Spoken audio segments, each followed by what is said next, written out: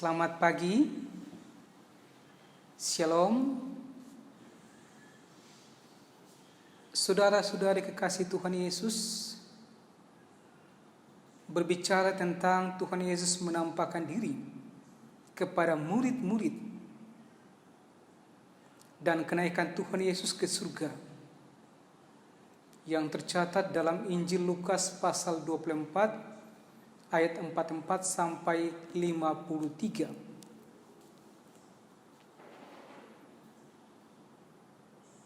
Maka renungan pada saat ini melangkah dengan tema bersaksi bagi kemuliaan Kristus.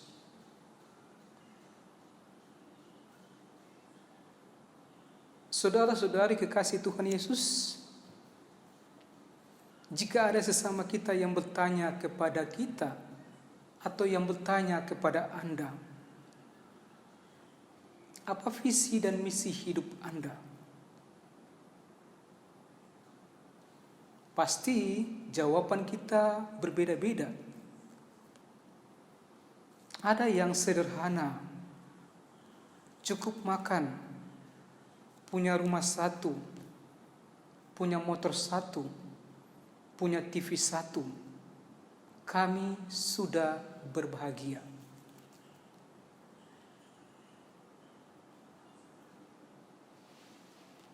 Ada visi dan misinya yang wow. Jika boleh punya rumah 3, 4, 5. Jika boleh punya mobil 2, 3, 4. Jika boleh punya deposito. Jika boleh punya usaha yang sukses. Intinya, pasti semua manusia punya visi dan misi yang tujuannya adalah untuk kepentingan pribadi dan untuk kepentingan keluarga. Berbeda dengan visi dan misi dari Tuhan Yesus hadir ke dunia, bukan untuk kepentingan pribadinya, tetapi untuk kepentingan semua orang yang percaya kepadanya. Intinya, visi dan misi Tuhan Yesus yang paling mulia dari semua visi dan misi dari manusia.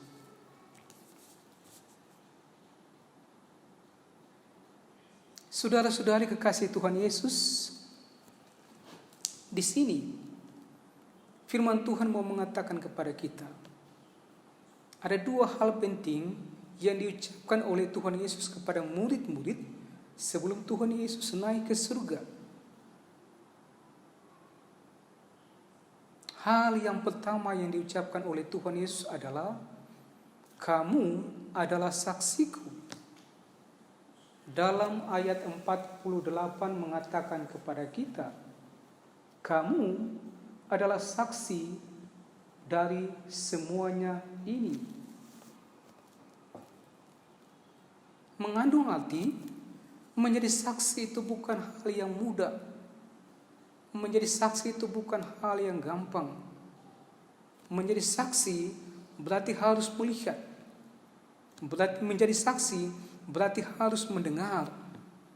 Menjadi saksi berarti harus bersama-sama. Dan menjadi saksi harus siap untuk mengatakan kebenaran. Dan juga harus siap difitnah, disalahkan, dan dicemooh. Seperti yang dialami oleh Thomas, Petrus, Andreas, Yakobus, yang mati menjadi saksi bagi nama Tuhan Yesus. Hal yang kedua yang diucapkan oleh Tuhan Yesus, aku akan mengirim kepadamu apa yang dijanjikan Bapa-Ku. Dalam ayat 49a mengatakan kepada kita semua, dan aku akan mengirim kepadamu apa yang dijanjikan Bapa-Ku. Mengandung arti, murid-murid akan menerima Roh Kudus. Murid-murid akan menerima Roh Kudus bukan melalui kursus bahasa roh, tetapi Roh Kudus akan hadir Roh Kudus akan hinggap pada murid-murid sehingga mereka bisa mengucapkan bahasa-bahasa negara lain tanpa mereka belajar. Kita bandingkan Kisah Para Rasul pasal 2 ayat 6 sampai 8 mengatakan demikian. Dan tujuan Roh Kudus adalah agar murid-murid berani untuk memberitakan kebenaran tentang Tuhan Yesus. Saudara-saudari kekasih Tuhan Yesus, ada seorang jemaat pernah bertanya kepada saya, Pak Pendeta, mengapa Tuhan Yesus sudah bangkit? Untuk apa Tuhan Yesus harus naik ke surga? Sudah bangkit Tuhan Yesus, tapi mengapa ia harus naik ke surga? Ada dua jawaban menurut Alkitab. Kenapa Tuhan Yesus harus naik ke surga? Jawaban yang pertama, supaya Roh Kudus diutus kepada kita. Tuhan Yesus berkata, adalah lebih berguna bagi kamu jika aku pergi. Sebab jikalau aku tidak pergi, penghibur itu tidak akan datang kepadamu. Tetapi jikalau aku pergi, aku akan mengutus dia kepadamu. Kita bandingkan Yohanes pasal 16 ayat 7 mengatakan itu. Tuhan Yesus pergi supaya Roh Kudus datang kepada murid-murid dan datang kepada orang percaya. Jawaban yang kedua, untuk menyediakan tempat tinggal bagi murid-murid dan bagi orang percaya. Tuhan Yesus berkata, di rumah Bapakku banyak tempat tinggal. Jika tidak demikian, tentu aku mengatakannya kepadamu. Sebab aku pergi ke situ untuk menyediakan tempat tinggal bagimu. Maksud daripada Tuhan Yesus pergi ke surga adalah untuk menyediakan tempat tinggal bagi orang percaya. Saudara-saudari kekasih Tuhan Yesus, hubungan dengan kehidupan kita sebagai orang percaya, tanggung jawab kita adalah kita harus tetap menjadi saksi bagi nama Tuhan Yesus dengan tetap menjadi teladan, dengan tetap menjadi terang bagi sesama kita dan dimanapun kita berada. Itu tanggung jawab kita untuk tetap menjadi saksi bagi orang lain. Saudara-saudara kita, saudara-saudara kekasih Tuhan Yesus, ada satu ilustrasi tentang seorang anak Tuhan yang berani bersaksi bagi nama Tuhan Yesus. Raja Frederick Agung adalah seorang yang suka mengejek dan mencemooh kekristenan.